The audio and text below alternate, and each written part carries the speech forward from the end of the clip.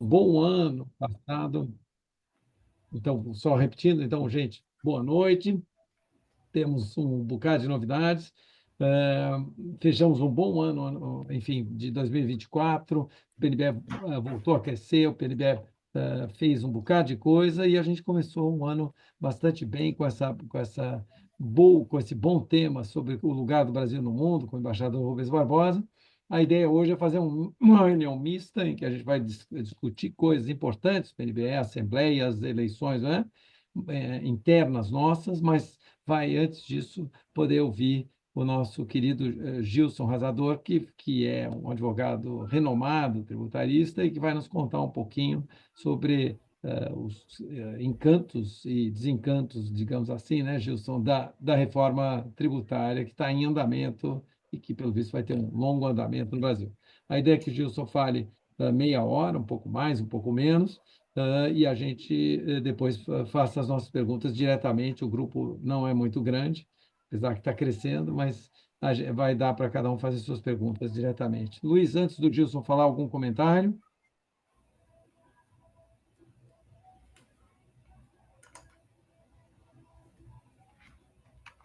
Eu Mário, estou boa tô noite. apanhando aqui do celular aqui no Zoom, mas é isso mesmo, perfeito.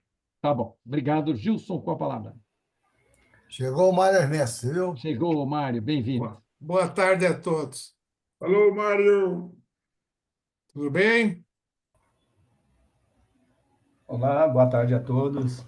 Vamos falar um pouco sobre a reforma tributária. Já é um tema que não é desconhecido do grande público do Brasil, principalmente dos empresários, que têm destinado um bom tempo para discutir, para ouvir sobre a reforma tributária, que está em andamento, não está totalmente regulamentada.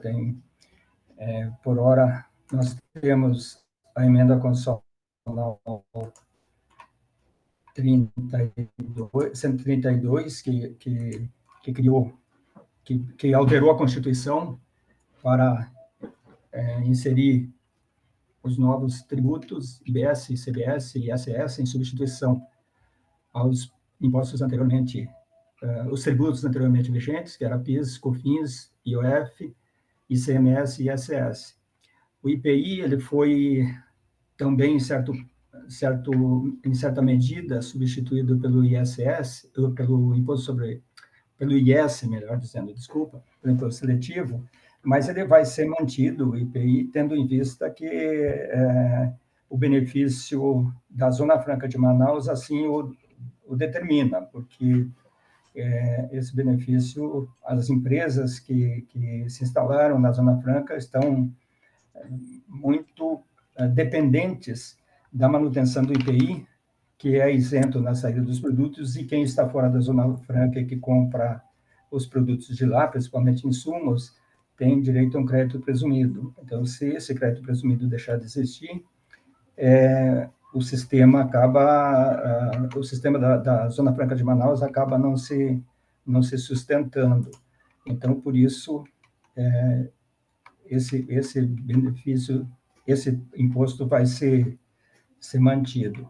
Então, nós temos a emenda constitucional 132 e a lei complementar 214, que tratou dos impostos do IVA dual, como se está chamando, IVA dual, que é o IBS e a CBS, além do imposto seletivo. Sobre isso, já foi bastante debatido, e acredito que é de conhecimento geral. Eu vou chamar a atenção de alguns pontos que eu acho relevantes e que o empresário, de uma forma geral, precisa ficar atento e que tem tem relevância de fato. Então, quanto à incidência do IBS e da CBS, ele tem um escopo mais amplo do que até então o ISS, o ICMS e o PIS e a COFINS, na medida em que ele inclui na base de incidência móveis, bens móveis, materiais e imateriais, inclusive direitos e serviços de qualquer natureza. Nós temos, de parte das empresas, uma situação que até então não tinha tributação, que era as operações com os bens do ativo não circulante. Até então, normalmente os bens do ativo imobilizado eram vendidos com isenção de impostos, mas pela nova lei isso deixa de ter esse benefício, e seriam tributados também. Então, também entrariam nessa situação. E uma situação bastante comum que ocorre são bonificações que as empresas, principalmente a indústria do alimento e de bebidas, dão para os seus clientes. Tipo, vende 12, entrega 13 itens, sendo a título de bonificação. Essa é uma discussão antiga e os tribunais acabaram decidindo pela não tributação, mas a nova lei, a lei complementar, estabelece agora que isso vai sofrer incidência. Eu acho que é uma incongruência, porque, na realidade, é um desconto na forma de produto, né? Os descontos inconstitucionais não são tributados e uma bonificação em mercadoria seriam. Eu não vejo muita fundamentação nisso, mas é o que a lei estabelece. Em relação às não incidências, tem uma discussão também que é antiga e o Supremo acabou um ano, 2 anos atrás, firmou a jurisprudência a respeito da não incidência de tributos, principalmente do ICMS, nas operações entre estabelecimentos da mesma empresa, sejam elas estabelecidas no mesmo estado ou estados diferentes. E a lei complementar traz a não incidência sobre as transferências entre estabelecimentos da mesma empresa. Então, essa é uma situação que consolida uma posição do Supremo, embora o Supremo tenha anunciado que vai rever a não incidência de ICMS nas operações na mesma empresa. E nós temos a não incidência, especialmente as incorporações, fusões e cisões, que não têm incidência, e dividendos, juros sobre o capital próprio e resultados de avaliação. Eles são itens que estarão fora da tributação. Se vocês acharem interessante fazer algum comentário ou interromper, fiquem à vontade. Eu não quero ficar só apresentando isso, fica meio maçante. Pode interromper a hora que acharem conveniente.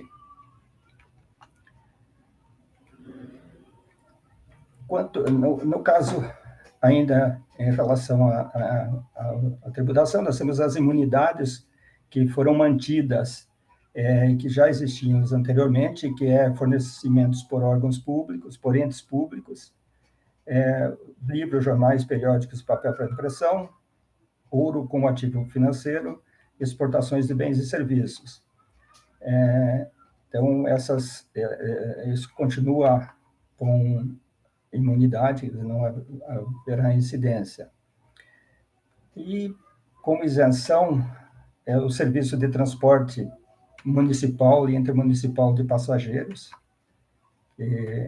Isso também foi muito que foi discutido bastante e acabou prevalecendo o entendimento de que haveria isenção nesse transporte. Não é o caso do transporte interestadual e de longa distância, pelo menos interno, né? O transporte interno de uma forma geral.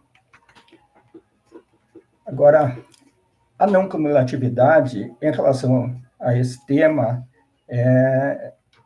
esperava-se que ela fosse mais ampla de fato, e está limitada à apuração de créditos em montante correspondente aos tributos pagos na operação anterior.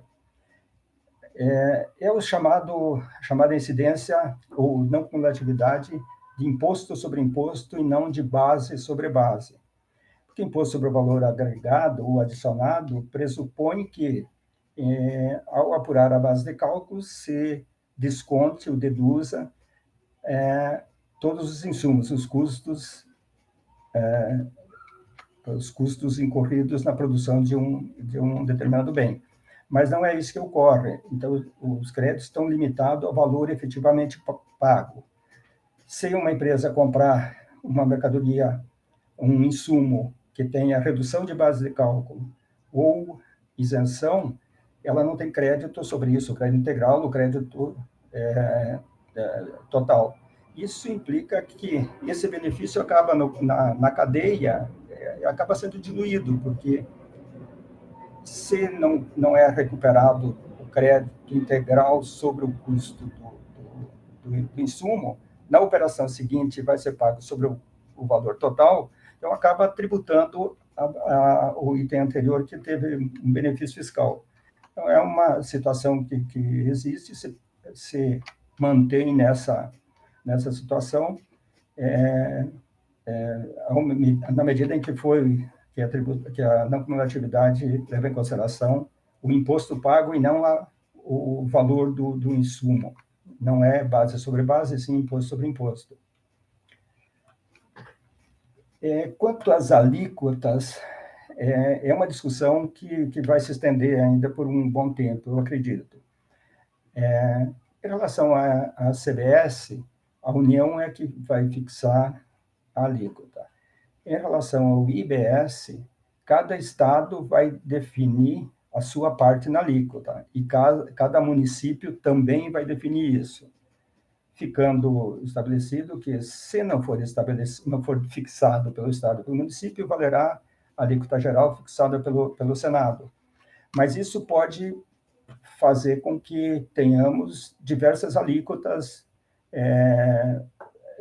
da parte do Estado no IBS e da parte dos municípios também no IBS. Então, pode não haver uma uniformidade de alíquotas no país em função dessa possibilidade de cada ente público, cada ente tributante fixar a sua própria alíquota.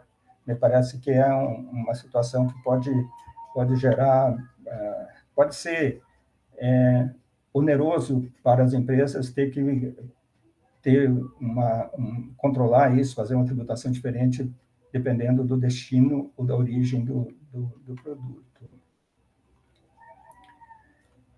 As reduções de alíquotas, a redução da alíquota para zero, a cesta básica, isso já foi bastante discutido, dispositivos médicos, dispositivos de acessibilidade e artigos de produtos hortícolas, frutas, ovos, automóveis para táxi e compras governamentais, e também máquinas e implementos agrícolas vendidos para pequenos produtores. Então, isso tem redução a zero.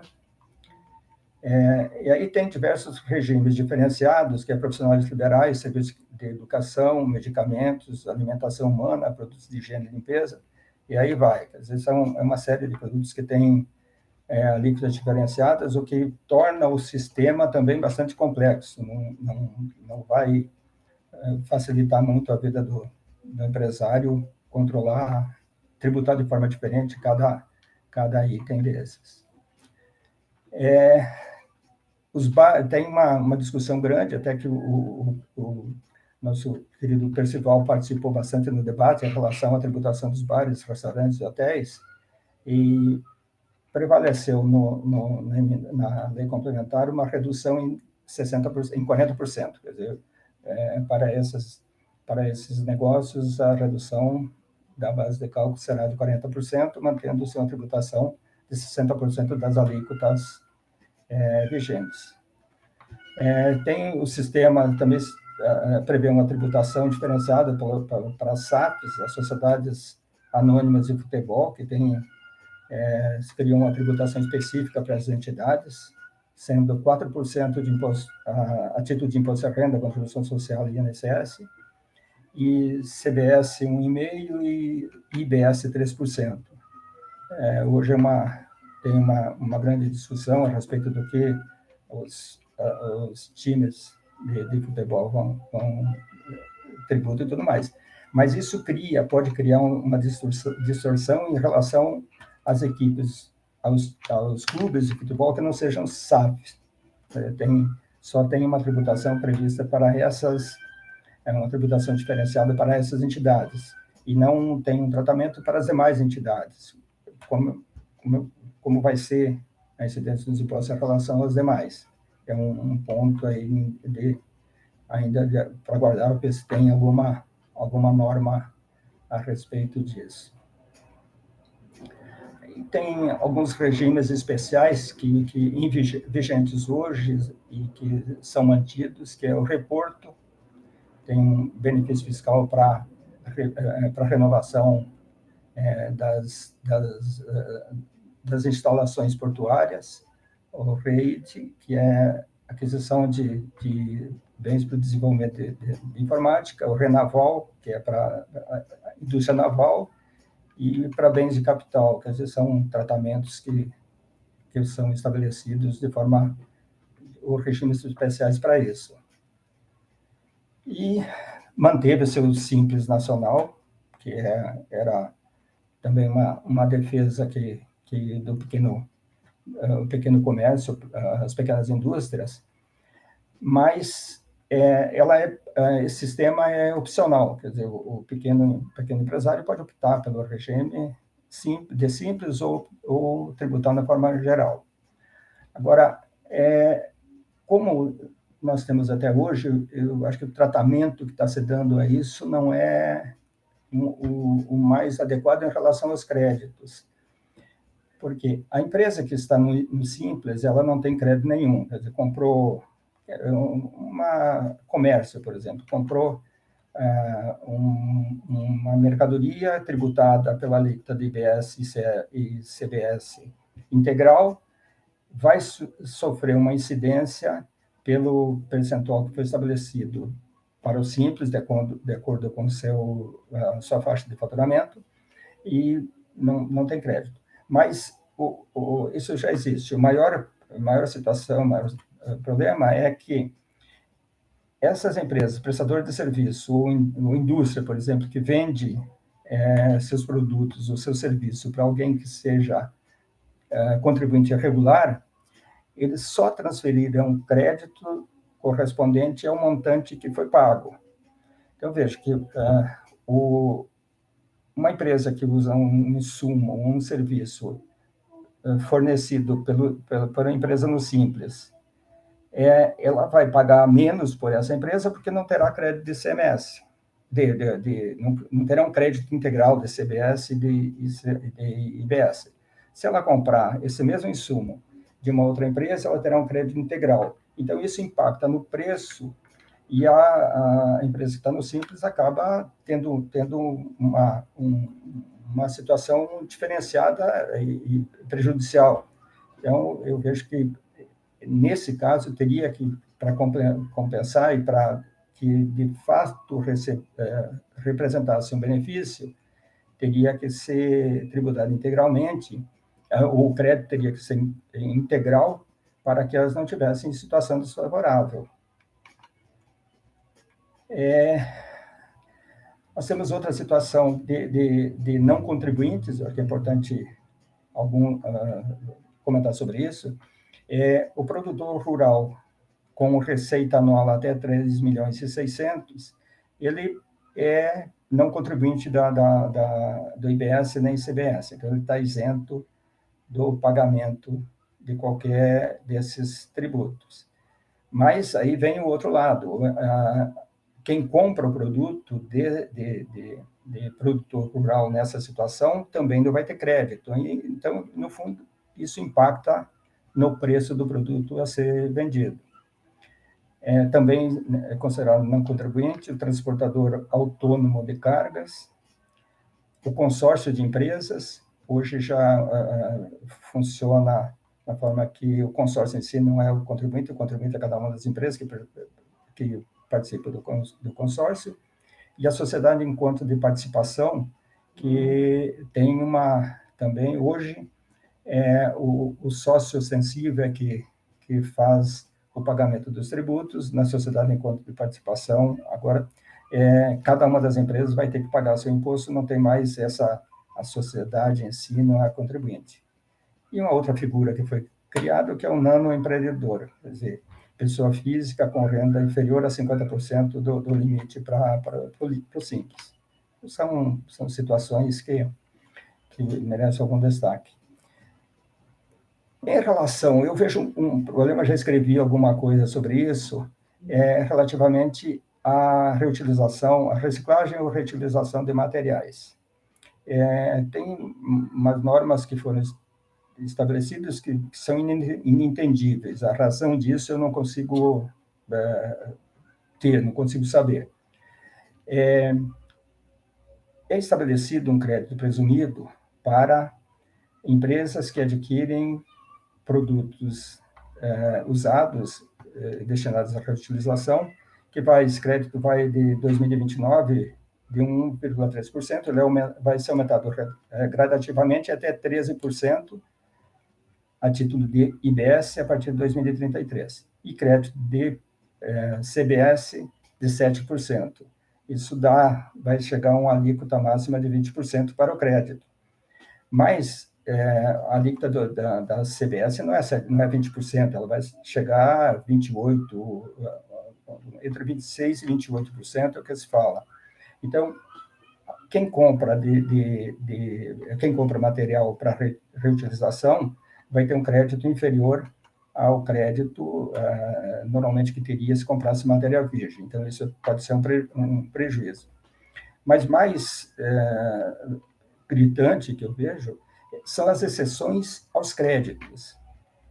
Agrotóxicos e embalagens, medicamentos, pilhas e baterias, pneus, produtos eletrônicos, óleos lubrificantes, lâmpadas, sucatas de cobre, não tem crédito. Não tem, quer dizer, os produtos que mais poluem e que há, no meu modo de ver, um interesse maior em que sejam reutilizados ou reciclados, eles estão fora do rol de produtos que dão direito ao crédito. Esse é um ponto que realmente eu não entendo qual a razão que levou o legislador a fazer essa exclusão. E, diferentemente disso, se nós falarmos, o comércio de móveis usados tem um crédito integral.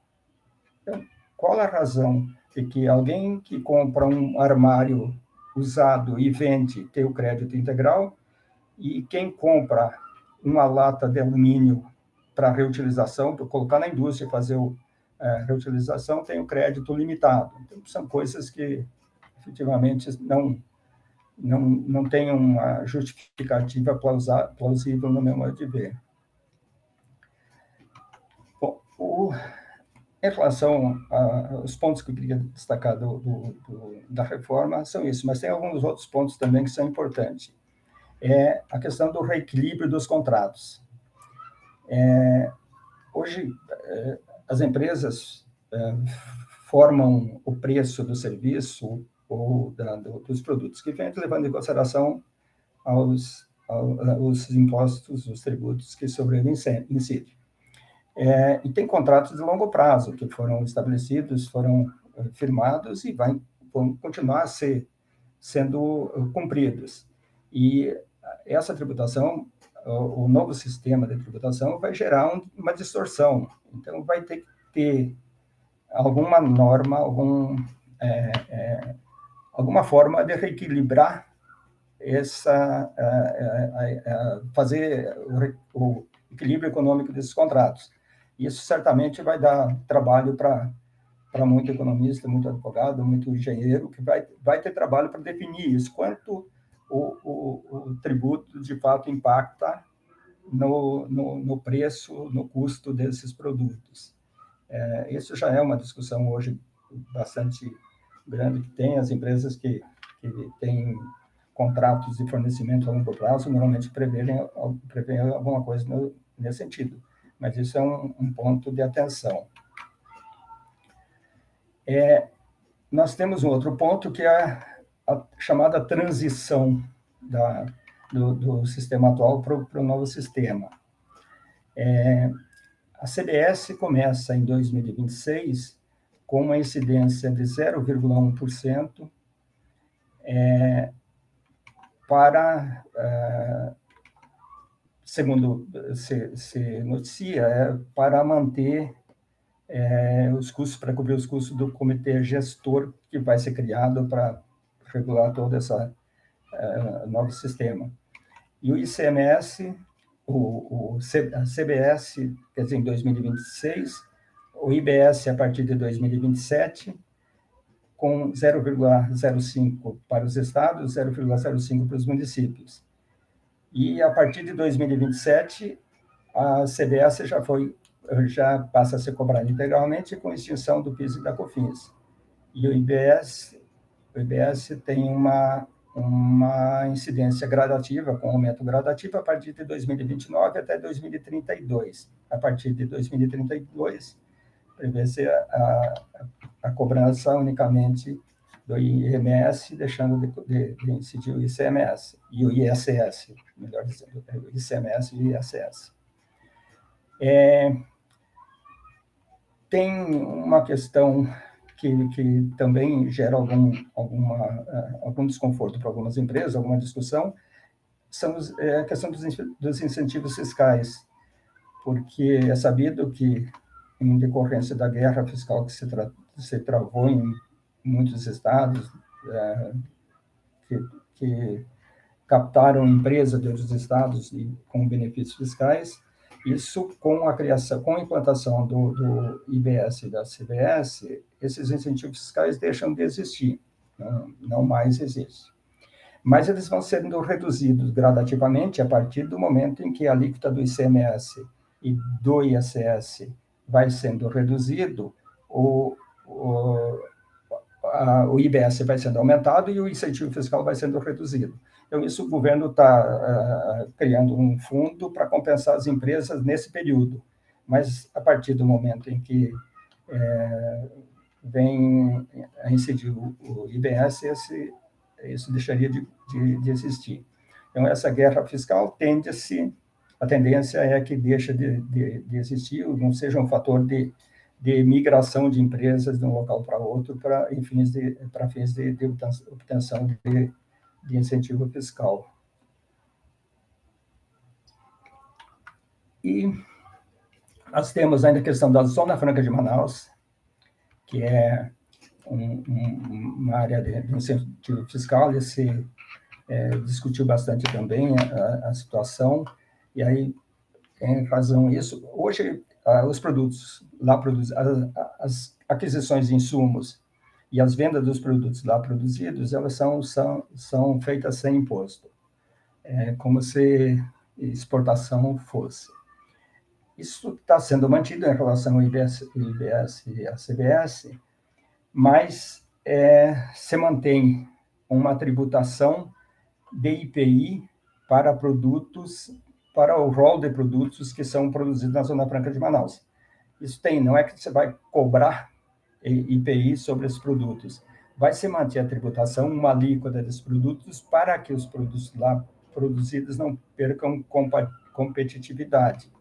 Então, uma indústria localizada em São Paulo que compra um insumo produzido em Manaus vai ter um crédito de IPI, que esse crédito de IPI, como na venda não vai ter a tributação, ele vai ser utilizado para compensar os tributos federais. Então, isso é uma forma que se buscou, que se encontrou para manter a Zona Franca competitiva. Mas é uma situação também que gera uma distorção em relação ao sistema como um todo, né? Se mantém um tributo só com esse objetivo. E aí, por fim, nós temos o IS, o Imposto Seletivo, o Imposto do Pecado, como se costumou chamar, com tributação com incidência sobre alguns produtos que sejam prejudiciais à saúde ou ao meio ambiente.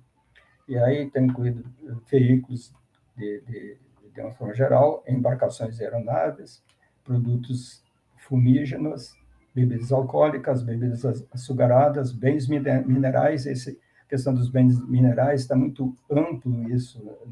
Na verdade, eu acredito que deve haver alguma limitação nessa tributação, porque não tem, além disso, os produtos minerais, de uma forma geral, já tem uma tributação de CEFEM, aquele contribuição sobre minerais e outros produtos. Então, teria uma tributação dupla que não foi tratado sobre isso. E ainda concurso de prognósticos e fantasy esporte, que eu não sei o que se trata, mas está na lei isso. As alíquotas serão definidas em lei complementar. Não sei, eu também não tenho a definição ainda a respeito disso. Serão definidas em lei, melhor dizendo. Além disso, tem a questão do ITCMD, Imposto de Transmissão, Causa-Mortes e Doações, que hoje a maioria dos estados tem uma alíquota fixa, mas uma grande maioria tem alguma progressividade. Então, a emenda constitucional prevê a incidência de forma progressiva, considerando o valor do bem, do direito envolvido. Então, isso se prevê uma alíquota de 8% máxima, mas tendo uma progressão em relação ao valor doado ou da herança, que é onde tem essa tributação. E os outros itens da reforma tributária que foram incluídos, que a lei trouxe uns estrangeirismos, que é o split payment, que é o pagamento das operadoras de meios de pagamento, que vão ter que pagar diretamente para os entes tributários. O cashback, que é a restituição do tributo que incidiu especialmente em energia elétrica, gás, comunicações, algumas outras por famílias de baixa renda. E o refund, que é a restituição de impostos para estrangeiros que compram bens aqui no Brasil, principalmente pessoas físicas que em viagem no Brasil fazem compra, como nós temos alguns países também que já restituem esses impostos. De uma forma geral, é isso. Certamente não abrange todo o sistema, quis dar um panorama geral, e está aguardando ainda a aprovação do comitê, da norma relativamente ao comitê gestor, o projeto PLP 108, que também é bastante extenso esse projeto, e vai criar um custo alto para o país, eu vejo, para estabelecer esse comitê gestor que vai fazer a administração do tributo como um todo. A parte de tributos federais, a Receita Federal tem estrutura, vai continuar. Mas em relação aos estados, cada estado, cada município tem uma estrutura hoje para tratar disso, para administrar, para fiscalizar os tributos. Então, vai ser criado um comitê gestor que vai fazer isso. Não sei se vão ser distintos órgãos municipais e estaduais, ou vão duplicar isso. É uma incógnita em relação a isso. Obrigado por ouvir, e fico à disposição se tiver alguma coisa que a gente possa acrescentar. Excelente, Gilson, bem dentro do tempo da nossa meia hora inicial. Temos várias perguntas, acho que eu fui o perguntador maior, então eu acho que eu tenho que ceder para os demais. Você quer dar uma olhada no chat? E aí, se o perguntador ou a perguntadora quiser perguntar, ou você quer, como é que você acha mais fácil? Cada um fala? Eu acho melhor cada um falar, mas também, se preferindo, eu posso ler aqui. Então, tá bom. Eu abri e vou tentar ser, então, o mais sucinto possível para abrir justamente mais espaço, né? A primeira pergunta é simples, é se isso vai acabar com os TITs, os Tribunais de Impostos e Taxas e o CONFAS, e se a imunidade de livros de impostos para papel, para livros, jornais e revistas, que gerou sempre muita sonegação, é um setor que eu conheço bem e ainda trabalho nele, com a reforma tributária vai melhorar. Sim, em relação aos tribunais estaduais e municipais, que nós temos aqui em São Paulo, o TIT e o Tribunal Municipal também, que cuida das autuações fiscais, das questões processuais do tributo. Eles vão se manter por um longo tempo, eu vejo, porque até 2032 vão continuar sendo cobrados com redução gradativa, mas eles continuam sendo cobrados esses impostos. Então, vai continuar a autuação em relação a eles. Então, esses tribunais, em princípio, vão continuar. Paralelamente com o comitê gestor, que prevê, a partir da sua implementação integral desses impostos, do novo sistema, que eles sejam o órgão administrador, da administração e de fiscalização e de julgamento desses processos. Eu acredito que vai ser usado essas mesmas estruturas que existem hoje vão ser integradas, mas o brasileiro é muito criativo para criar emprego e criar custo. Então, o ideal seria utilizar essa estrutura que hoje tem, só colocando dentro de uma outra estrutura maior, mas é uma incógnita, efetivamente. Em relação à imunidade, sabidamente, muitas empresas que utilizam papel se valem da imunidade do papel para impressão.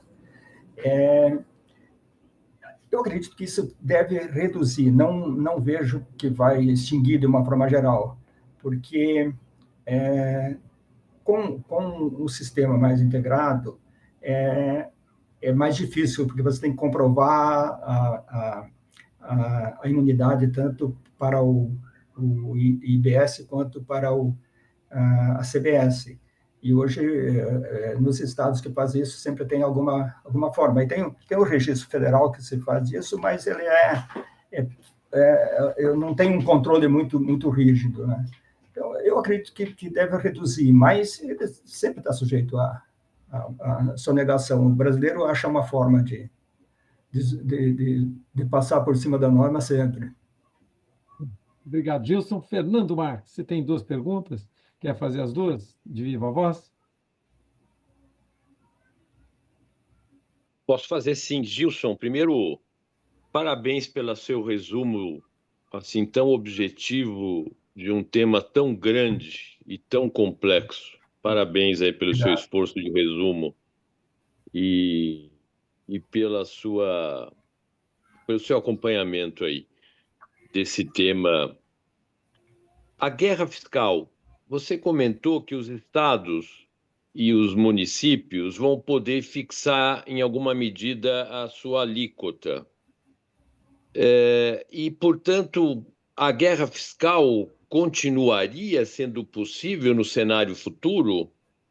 Porque isso é que eu fico na dúvida. E a segunda pergunta, eu acompanhei um pouco, tenho acompanhado um pouco tudo isso também, e pelo que eu notei dessa aprovação a toque de caixa da reforma tributária, ela foi o baile do lobby do poder econômico em Brasília, criando uma série de isenções e benefícios para alguns setores corporativos, quando não empresas.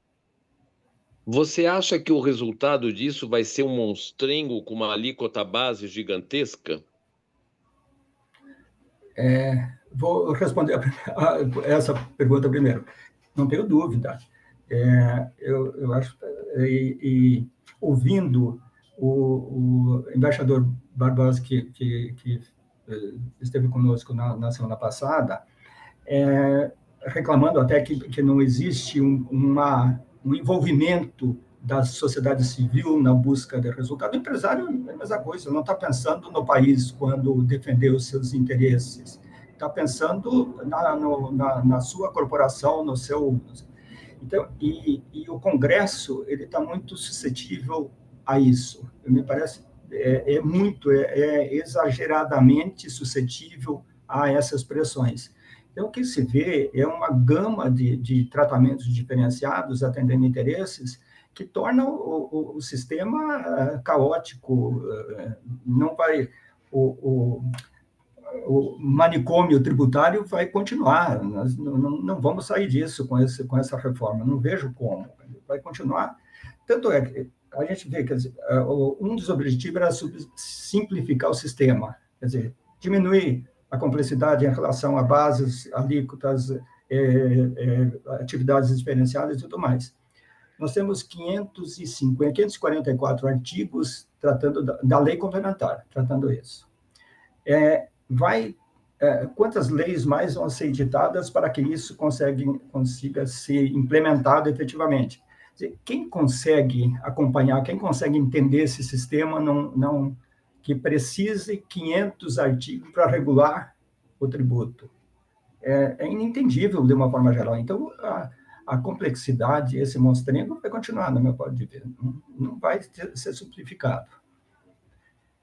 Mas eu tenho uma posição, eu acho que a pior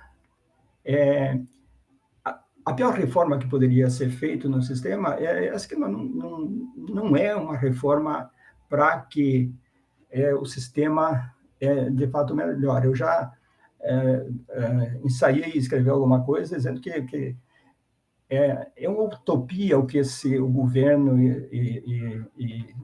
prevê em relação a isso, porque vai aumentar o emprego, vai melhorar a renda, a atividade econômica vai se desenvolver de uma forma adequada. Não vejo como, não vai, isso não vai acontecer, é pura ilusão. Então, alguma coisa vai melhorar, mas de uma forma geral, eu acho que é muito tímido a melhora que pode ocorrer em relação à reforma. Em relação a outra questão, que é a reforma tributária, a guerra fiscal, eu acho que vai diminuir, vai acabar, porque vai diminuir ou acabar, porque a tributação é na ponta do consumo. Então, todo o imposto arrecadado, ele vai ser destinado, e o comitê gestor que vai trabalhar nisso, ele vai ser trabalhado no sentido de que o tributo seja destinado ao estado de consumo.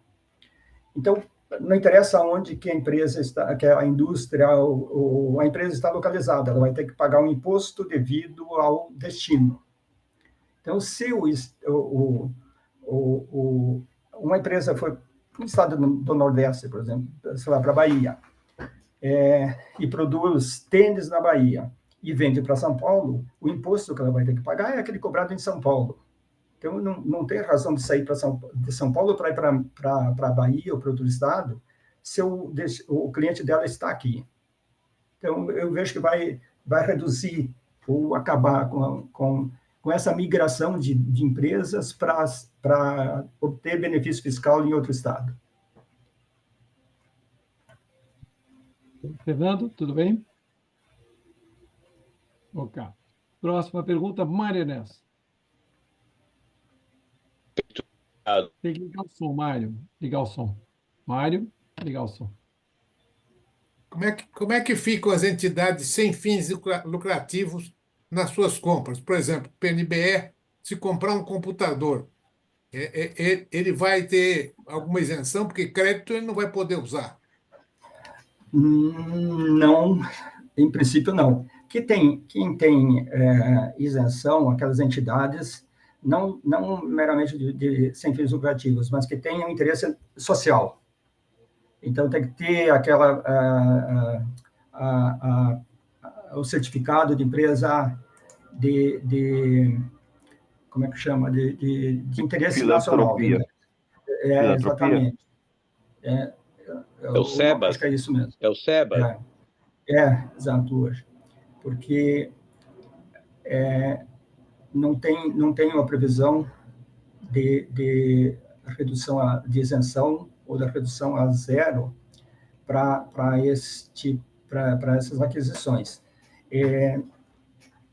Não tem previsão. Então, o que tem isenção hoje são da CBS e da IBS as vendas das entidades públicas. Por exemplo, o Estado de São Paulo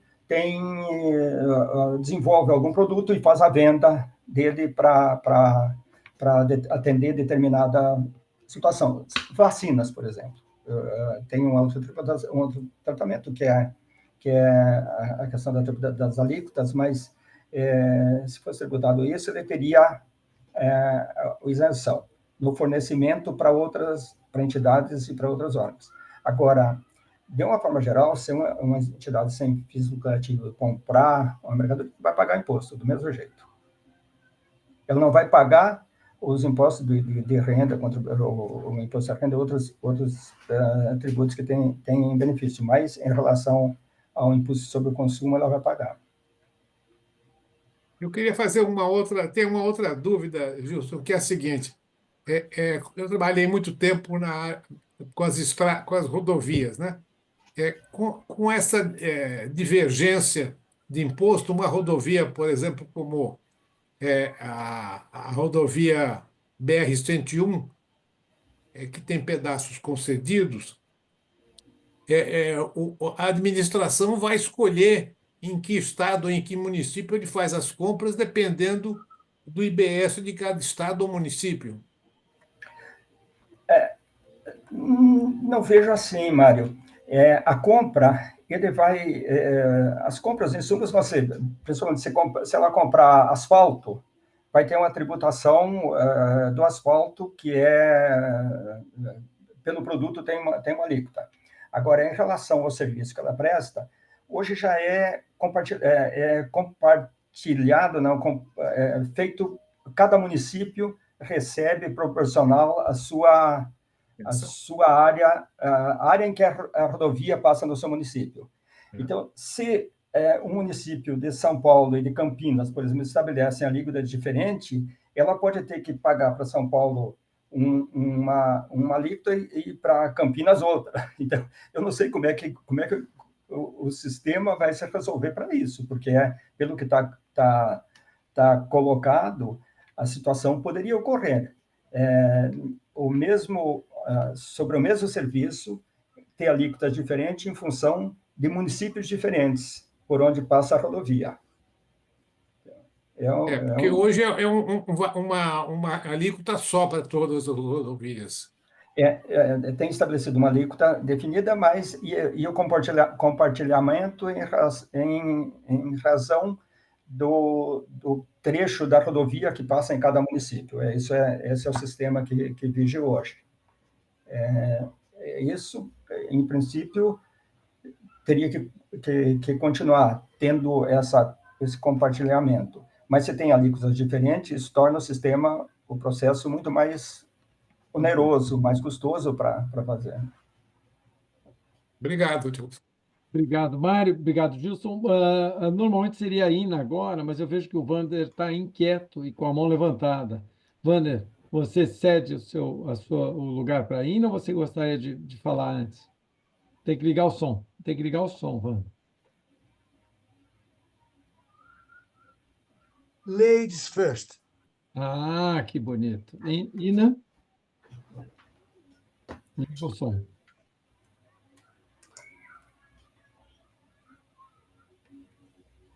Tá muda. Deixa eu ligar o som também. Tá muda.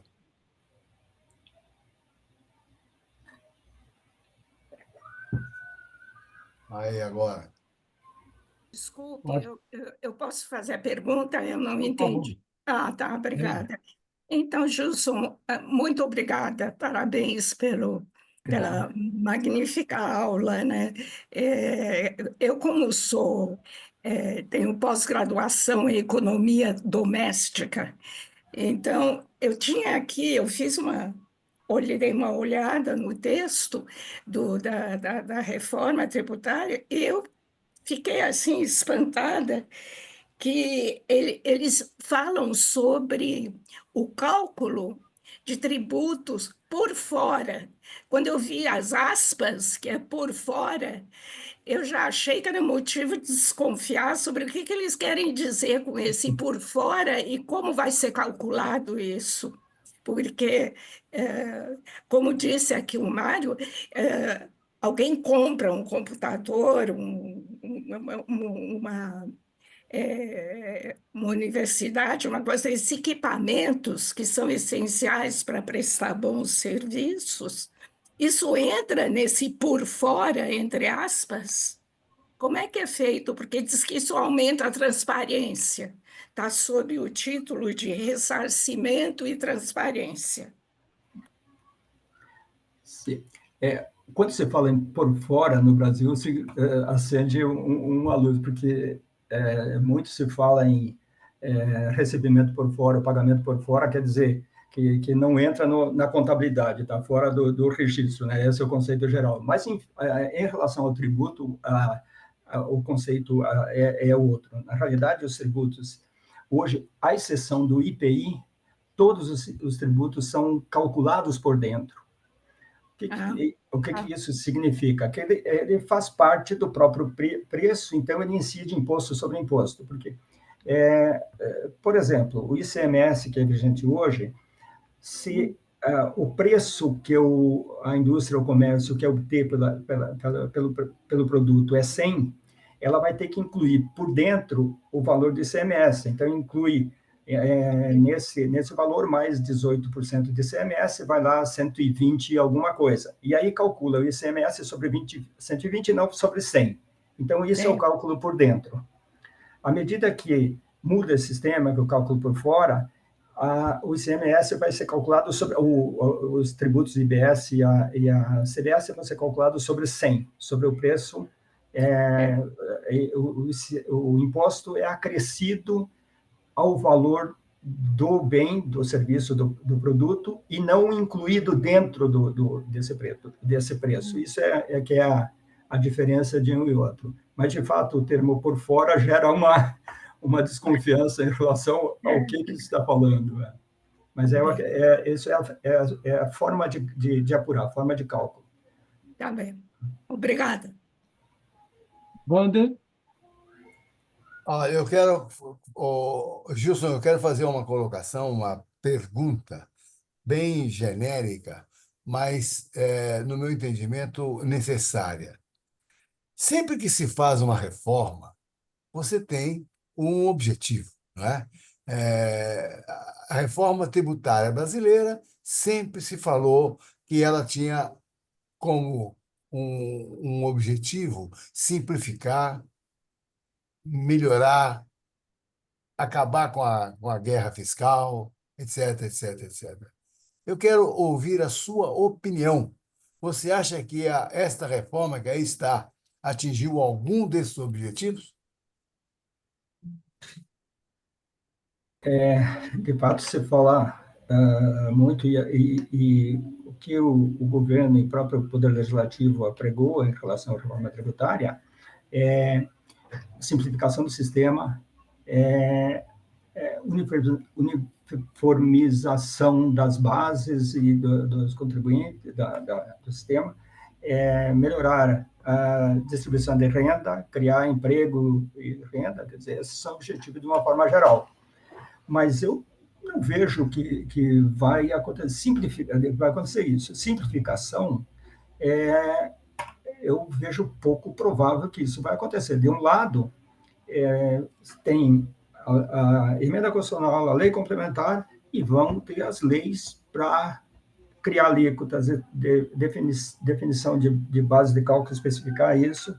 De cada estado vai ter que ter uma lei, porque hoje os estados têm autonomia tributária, e eles continuam tendo autonomia. Então, cada um estado vai ter que ditar uma norma também que se aplica àquela lei complementar nas operações. Então, isso não é simplificação, isso continua um sistema complexo. Em relação ao nível de tributação, aumentar a renda e a atividade econômica se desenvolver de forma mais ampla, com a alíquota que está se prevendo colocar, de 26, 27, 28, é um custo, é uma carga tributária bastante alta, isso impacta de uma forma geral. Isso impacta na atividade produtiva, porque vai ter um custo para a atividade produtiva, que tem que antecipar dinheiro, porque todo mundo que compra um insumo, compra uma máquina, tem que antecipar o pagamento de imposto que ele vai recuperar depois na venda. Então, isso torna o sistema bastante caro, bastante pesado, o sistema tributário. E eu não vejo que, de fato, que vai melhorar. Algum setor, efetivamente, pode ser. A área de serviços é muito impactada.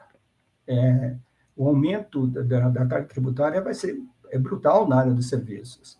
Então, tem situações onde que tem um contrato que você pode fazer o reequilíbrio do reequilíbrio econômico do contrato.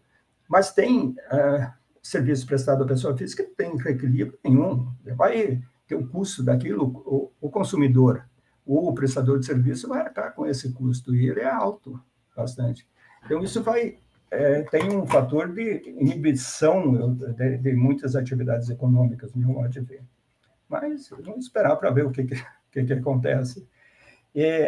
O sistema ainda, de uma forma geral, para o ente público, para os estados, municípios e a União, tem a completude disso, vai ocorrer em 2050, mais ou menos, porque tem um período de ajuste desse sistema.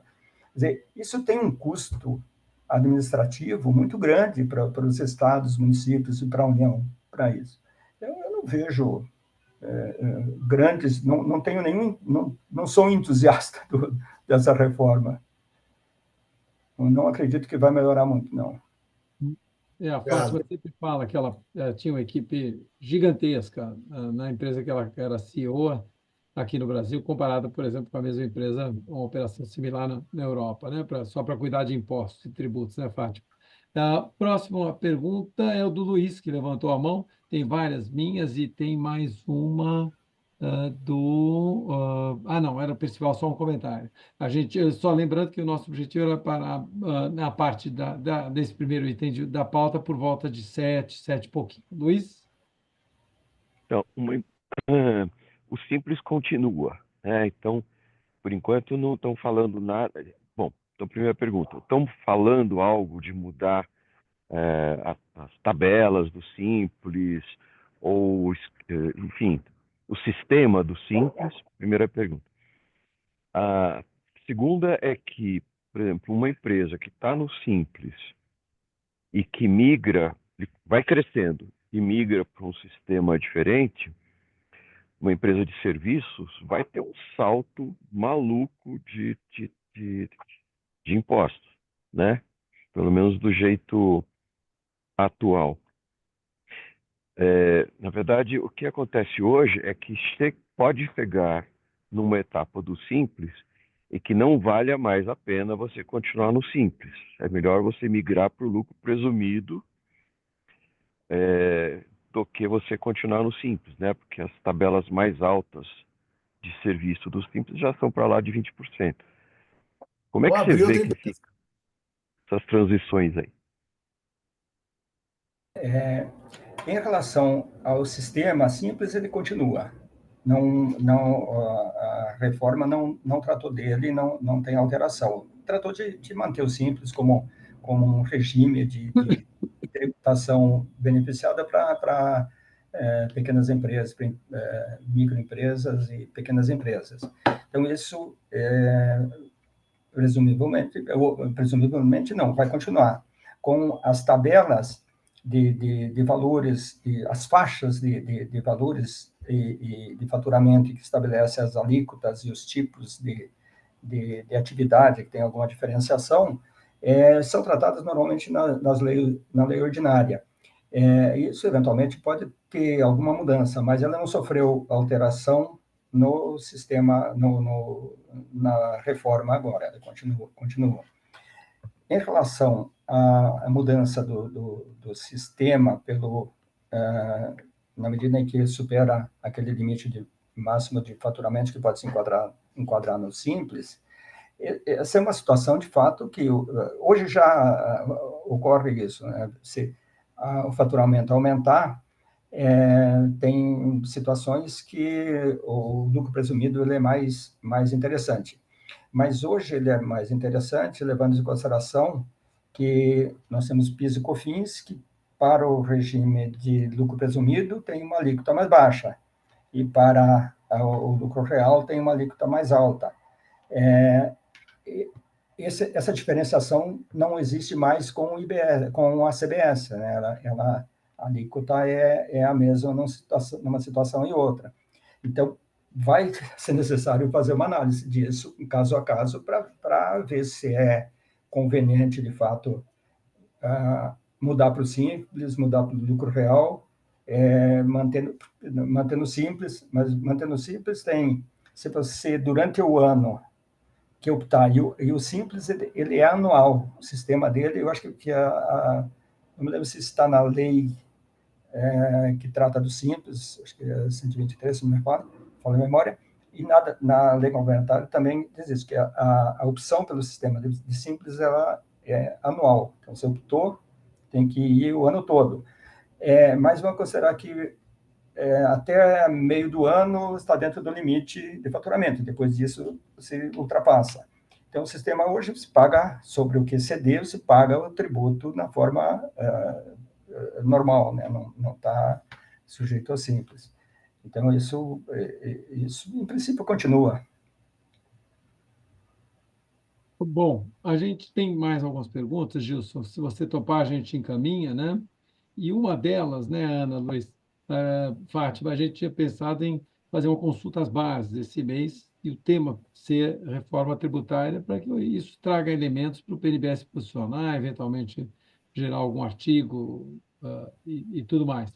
Então, além das perguntinhas que sobraram aqui, para a gente poder avançar na pauta de hoje, Gilson, a gente também já está adiantando uma pergunta, né, Luiz, para sugestão sua de como é que a gente pode fazer uma consulta às bases, que traga, enfim, ideias interessantes e que traga possíveis futuros posicionamentos do PNBE, né?